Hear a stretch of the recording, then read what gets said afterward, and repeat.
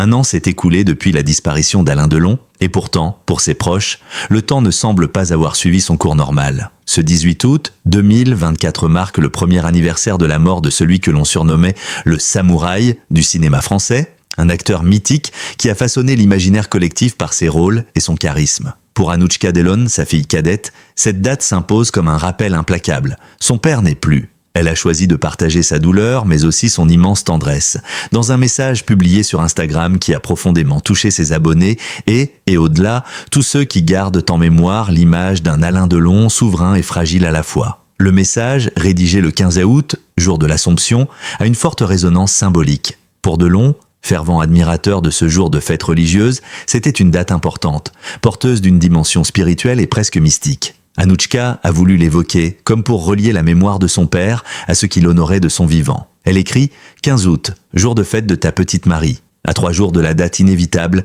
les heures ne s'allongent pas comme des semaines, comme dirait la chanson. Au contraire, elles deviennent des secondes. Premier anniversaire, certainement pas le dernier, c'est moi qui suis ému de t'avoir donné la réplique « sur scène et dans cette vie ». Ces mots, sobres mais bouleversants, tracent un parallèle entre la complicité artistique et la relation intime d'un père et de sa fille, comme si leur dialogue ne s'était jamais interrompu. Ce choix de se remémorer un moment de télévision, son premier rôle dans le téléfilm Le Lion en 2003, illustre cette volonté de fixer la mémoire dans des instants tangibles. À seulement 13 ans, Anouchka avait partagé l'écran avec son père, donnant vie à Patricia, une enfant passionnée par la faune africaine. Le scénario, où l'héroïne se prend d'affection pour un lionceau, prenait des airs de métaphore familiale.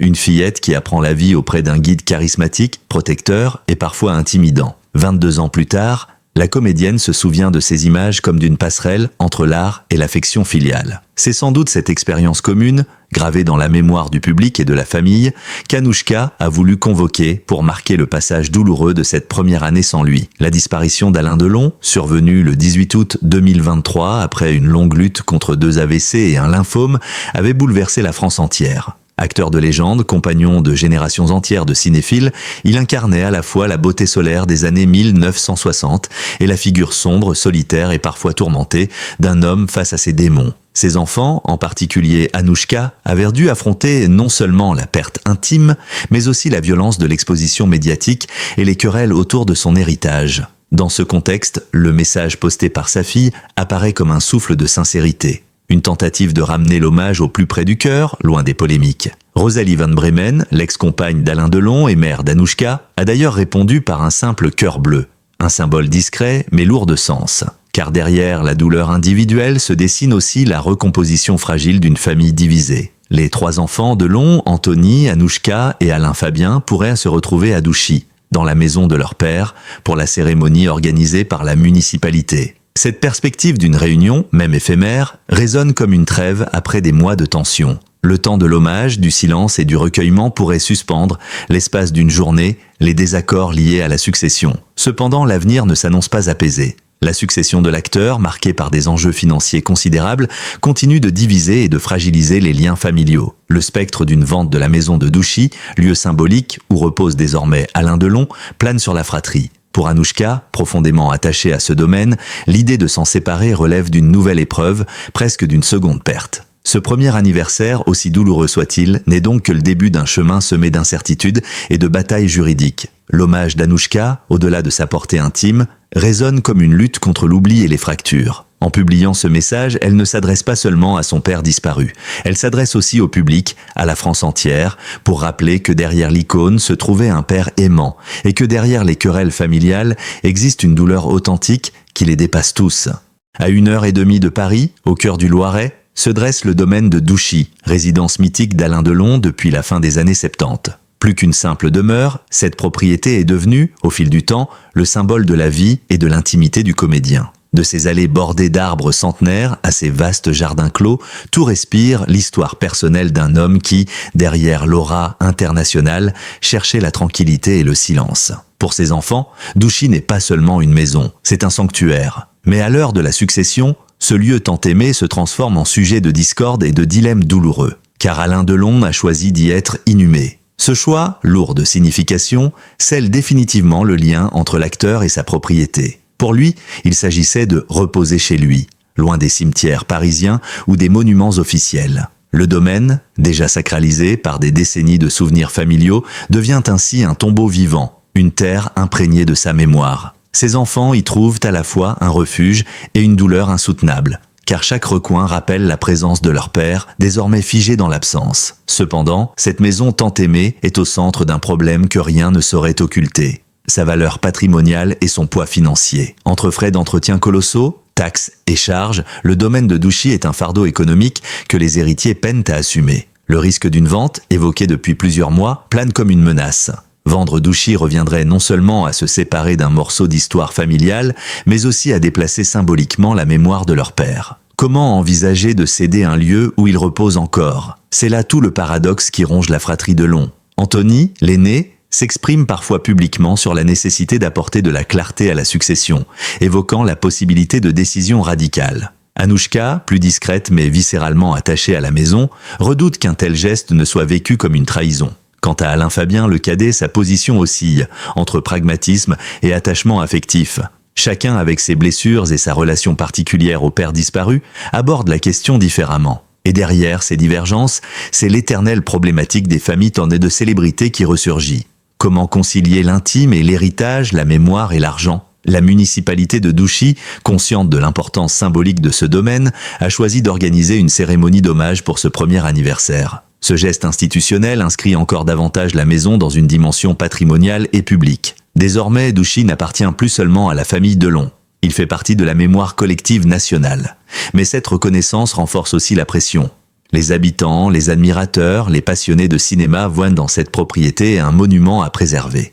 Or, pour les héritiers, il s'agit avant tout d'un foyer personnel, avec son lot de souvenirs heureux et douloureux. À travers les décennies, Douchy a été témoin de nombreux épisodes de la vie de Delon. Ses amours, ses amitiés, ses colères et ses fragilités s'y sont inscrits. Rosalie Van Bremen y a élevé Anouchka et Alain Fabien dans l'ombre protectrice de ce patriarche charismatique. Anthony, lui, y retrouvait régulièrement son père, malgré les distances parfois marquées dans leur relation. C'est là également que l'acteur, affaibli par ses AVC et son lymphome, a vécu ces dernières années, entouré d'une équipe médicale reclus mais toujours maître de sa demeure. Vendre Douchy reviendrait à tourner la page sur tout cela, à effacer le décor d'une vie qui a nourri des milliers de pages de presse et de souvenirs intimes. Ce dilemme dépasse le cas Delon.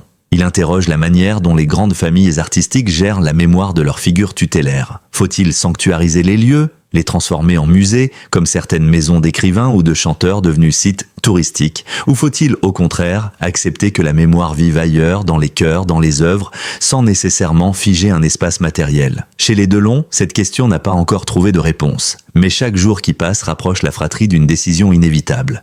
Ainsi, ce premier anniversaire de la mort d'Alain Delon ne se limite pas à un simple hommage. Il ouvre une nouvelle bataille, plus sourde, plus intime, celle de savoir quoi faire de l'héritage concret laissé par l'acteur. Entre le désir de fidélité à la volonté paternelle et la nécessité de gérer un patrimoine difficilement soutenable, les enfants Delon se trouvent au croisement de la mémoire et de la réalité. Et derrière chaque silence, chaque message posté sur les réseaux, plane l'ombre imposante de Douchy, à la fois havre et fardeau. La mort d'un parent agit souvent comme un révélateur, cristallisant à la fois l'amour filial et les rancunes anciennes. Dans la famille Delon, ce constat est d'autant plus vrai que la disparition d'Alain Delon a mis en lumière des blessures qui couvaient depuis longtemps. Anthony, l'aîné, Anouchka, la cadette adorée, et Alain Fabien, le benjamin, n'ont pas seulement hérité du charisme de leur père. Ils ont aussi hérité d'un patrimoine immense, complexe, et d'une mémoire collective dont chacun souhaite se sentir dépositaire. Ce cocktail a nourri, depuis un an, des tensions parfois explosives. Dès l'annonce de la mort de l'acteur, le 18 août 2023, les divergences ont éclaté au grand jour. Anthony, issu du premier mariage d'Alain Delon avec Nathalie, a toujours revendiqué une relation différente avec son père, plus distante, parfois conflictuelle, mais marquée par une profonde volonté de reconnaissance. Pour lui, la gestion de l'héritage doit être claire, transparente et pragmatique. Il a plusieurs fois insisté sur la nécessité de prendre des décisions rapides, quitte à se séparer de biens symboliques comme Douchy. Anouchka, en revanche, apparaît comme la gardienne de la mémoire affective. Fille de Rosalie Van Bremen, elle a grandi dans l'ombre douce de Douchy, auprès d'un père vieillissant mais présent. C'est elle qui s'est le plus affichée publiquement à ses côtés ces dernières années, accompagnant ses combats médicaux, assistant à ses rares apparitions et véhiculant son image de patriarche. Pour elle, la maison de Douchy n'est pas un simple bien immobilier, mais un morceau d'âme familiale.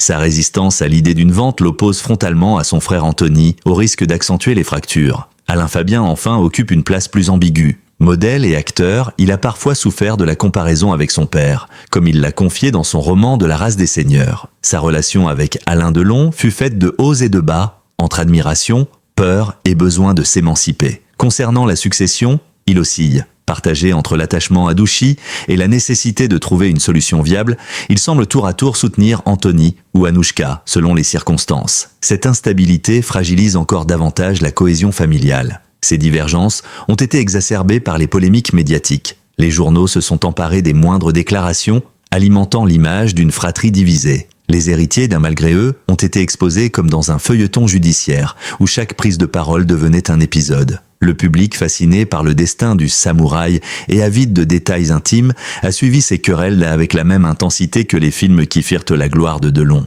Pourtant, derrière les affrontements, persiste un attachement commun, celui à leur père. Anthony, malgré sa rigueur, n'a jamais caché l'admiration qu'il portait à l'acteur. Anouchka, malgré ses positions tranchées, ne cesse de rappeler qu'au-delà des biens, ce sont les souvenirs partagés qui comptent.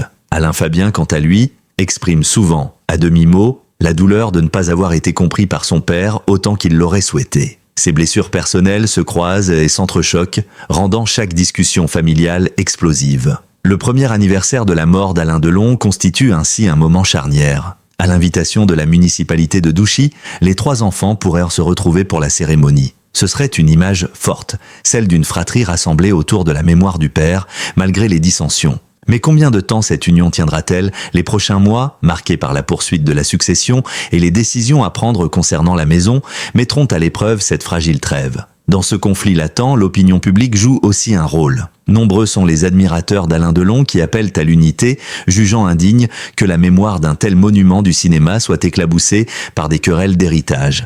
Mais la réalité familiale échappe souvent aux injonctions extérieures. Les Delon, comme toute famille endeuillée, doivent composer avec des émotions contradictoires, la douleur, la nostalgie, mais aussi la colère et la jalousie. Cette histoire, d'une intensité quasi romanesque, illustre à quel point l'héritage des grands hommes est toujours double.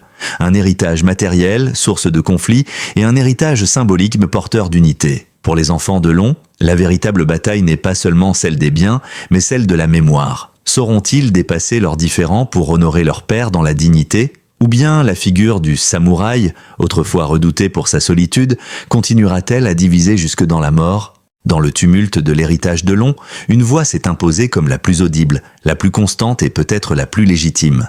Celle d'Anouchka. Depuis plusieurs années déjà, la fille d'Alain Delon s'est présentée aux yeux du public comme la gardienne de son image, une sorte d'héritière spirituelle chargée de transmettre la mémoire d'un père qui fut autant un mythe qu'un homme fragile. Son message du 15 août dernier, publié sur Instagram, n'a fait que confirmer ce rôle. Dans ses mots, empreints de poésie et de tendresse, se mêlaient le deuil personnel et l'hommage universel. Car Anouchka n'a pas seulement écrit pour elle. En évoquant les heures qui deviennent des secondes, à l'approche du premier anniversaire de la mort de son père, elle a trouvé une formule qui résonne pour tous ceux qui ont perdu un être cher. Le poids du temps qui s'accélère, l'impossibilité de retenir l'instant. Chacun peut s'y reconnaître. Son texte, bien que destiné à son père, a touché un public bien plus large, faisant d'elle l'interprète d'un chagrin partagé. C'est sans doute ce qui distingue son rôle de celui de ses frères.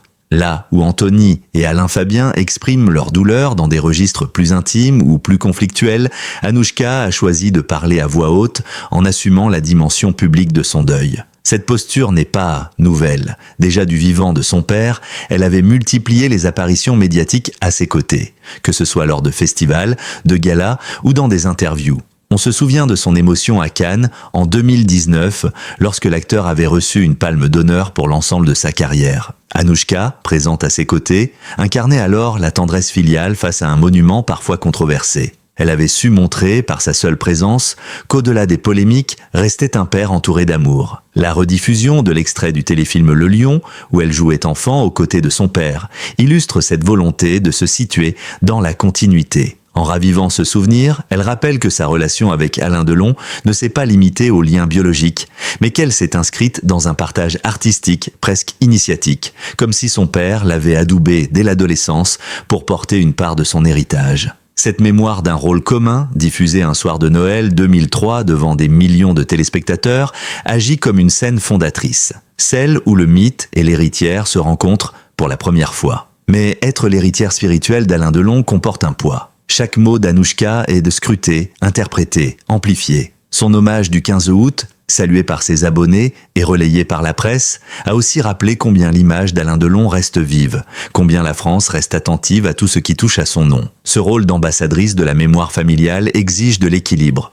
Comment exprimer son chagrin personnel sans céder à l'instrumentalisation médiatique ? Comment défendre l'image d'un père adoré tout en gérant les querelles d'héritage qui exposent les tensions de la fratrie ? Rosalie Van Bremen, sa mère, semble jouer un rôle discret mais crucial dans ce positionnement. En répondant d'un simple cœur bleu au message de sa fille, elle a validé cette fonction de relais mémoriel. Elle sait que sa fille, par sa sensibilité et sa proximité avec son père dans ces dernières années, incarne plus que ses frères cette transmission affective. Douchy, les souvenirs, les hommages, tout converge vers Anouchka comme figure centrale. Dans une France où Alain Delon reste une icône, la responsabilité d'Anouchka est double. Elle doit parler pour elle-même, mais aussi pour un public qui projette sur elle ses propres attentes. Chaque hommage, chaque image partagée devient un rituel collectif, une manière de maintenir vivant celui qui, même disparu, reste présent dans l'imaginaire. En ce sens, son rôle dépasse la sphère privée. Elle est devenue, malgré elle, une dépositaire de la mémoire nationale. Cette fonction d'héritière spirituelle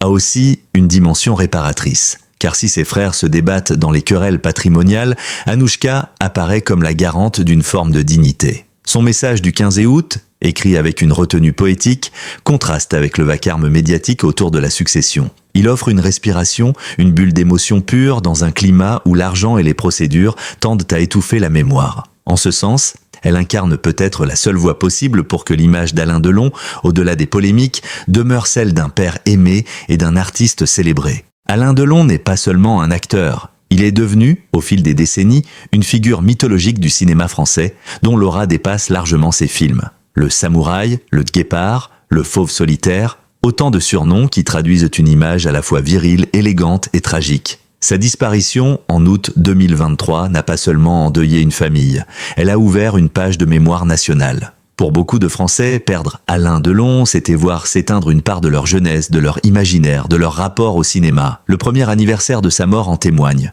Les médias, les institutions, mais aussi des milliers d'anonymes continuent de rendre hommage à l'acteur. Son nom suscite toujours une émotion immédiate, preuve que son image reste ancrée dans la culture populaire. À Douchy, là où il repose, le pèlerinage des admirateurs s'apparente presque à une procession. Les habitants voient affluer des passionnés qui viennent déposer des fleurs, prendre des photos ou simplement se recueillir devant la demeure fermée. Ce mouvement, spontané et sincère, illustre combien Delon appartient désormais au patrimoine symbolique du pays. Pour ses enfants, cette dimension collective complique encore le deuil, car le père qu'ils pleurent n'est pas seulement le leur. Il est aussi celui de millions de spectateurs.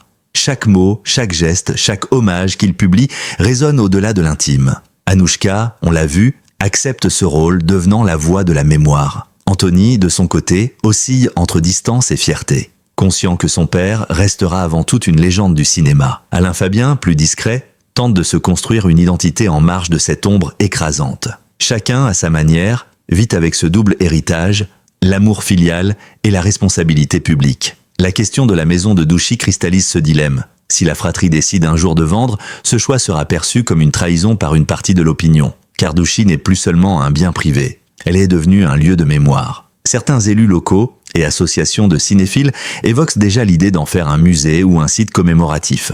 Mais la famille, elle, hésite. Préserver l'intimité du père ou partager son histoire avec la France entière. Cette tension illustre le destin de nombreux artistes devenus mythes.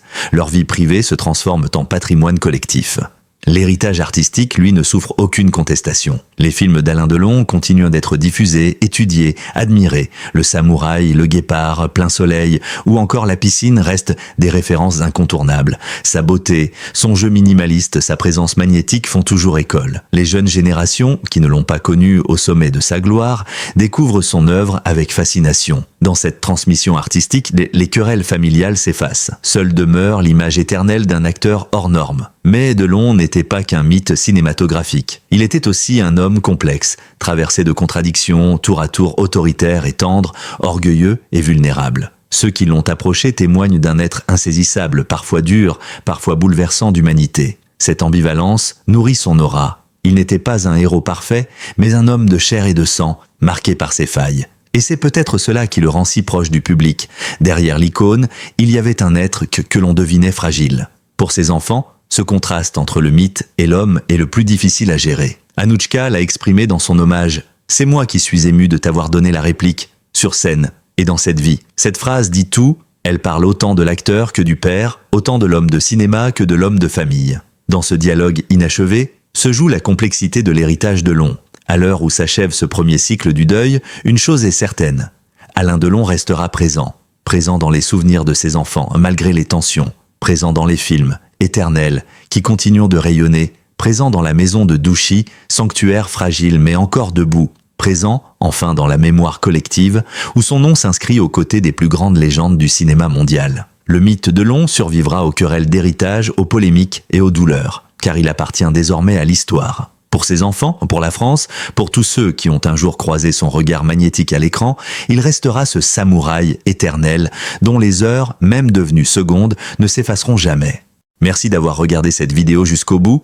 Nous espérons qu'elle vous a permis de mieux comprendre l'histoire bouleversante d'Anouchka Delon et l'héritage unique de son père, Alain Delon. Votre soutien est essentiel pour continuer à partager avec vous ces récits chargés d'émotions, de mémoire et de culture. Si cette vidéo vous a touché, n'hésitez pas à cliquer sur j'aime, à vous abonner à notre chaîne et à activer la cloche pour ne rien manquer de nos prochaines publications. Nous serions également ravis de lire vos impressions. Laissez un commentaire pour partager vos réactions, vos souvenirs ou vos réflexions. Chaque témoignage compte et enrichit la communauté qui se rassemble autour de ces histoires. Restez connectés car d'autres vidéos arrivent très bientôt avec toujours la même volonté de vous informer et de vous émouvoir. À très vite!